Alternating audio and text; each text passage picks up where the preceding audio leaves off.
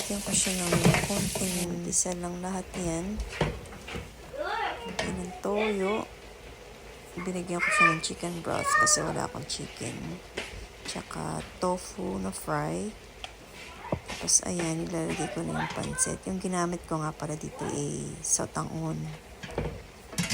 Yan, kasi wala akong pansit bihon. Ayan, masarap naman siya.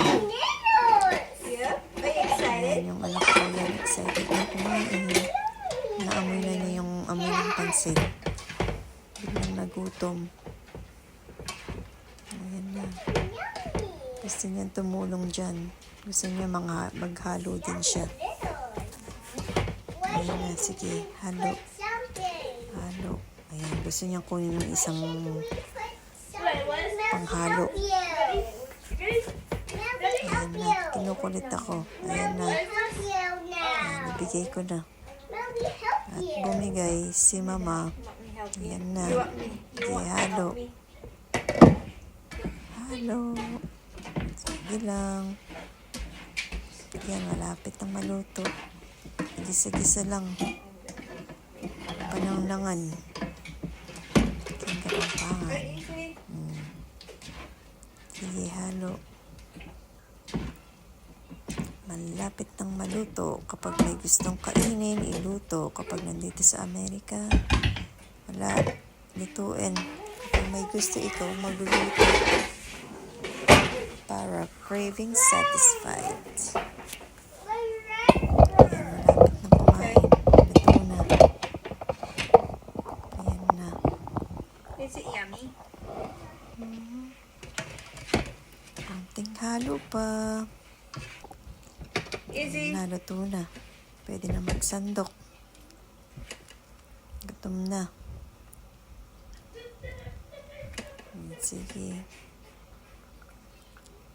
Ayan. Mabilis lang maluto kapag pansit eh.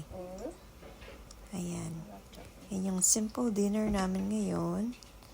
Yung pansit gisado na may rice.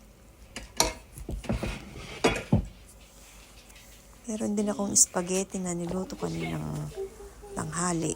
Baka yung anak ko kainin yung spaghetti. Ayan. Inayos ko na yung buhok ng anak ko kasi naduduling na siya sa buhok niya. Okay, sit down right there. Para makakain siya ng maayos. Ayan. Yung isang lalaki yan. Naghahanap ng soda. Parang hindi makakain kapag walang soda. Ayan. Kain po tayo. Ayan, gusto ko yung sa akin may rice. Rice is life. Ayan, yung anak ko gustong-gusto niya, oh.